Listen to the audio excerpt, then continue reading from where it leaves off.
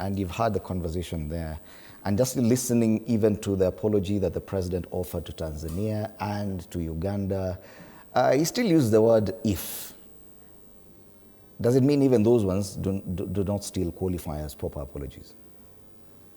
Well, you know, these apology, as we said earlier on, there's a science to apologies. And the moment you put a condition in the apology, then it's not an apology. It's just a mere statement, because the president says if.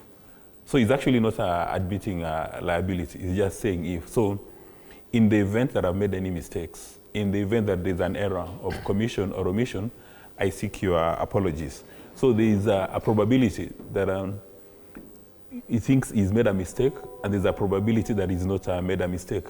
And that is why the young Kenyans are very quick to dismiss it and saying that we are not going to accept a conditional apology.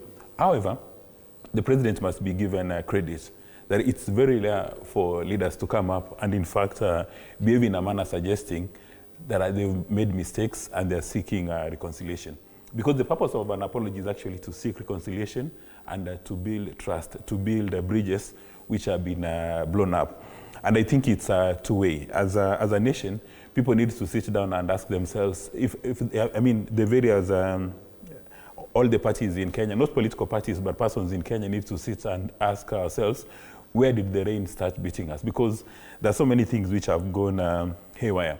But observing what happened during that national breakfast meeting, when the president offers an apology to our neighbors, it raises an issue of foreign affairs and our international relations.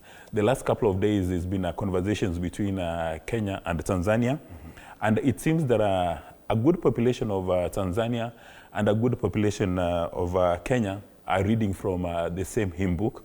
And the cabinet secretary responsible for foreign and diaspora affairs, he came out and issued a very solid strategic paper on the strategic imperatives of political and economic diplomacy.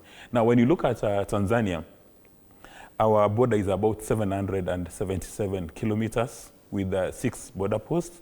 And according to latest statistics from ESC, Tanzania is the biggest source of FDI for Kenya.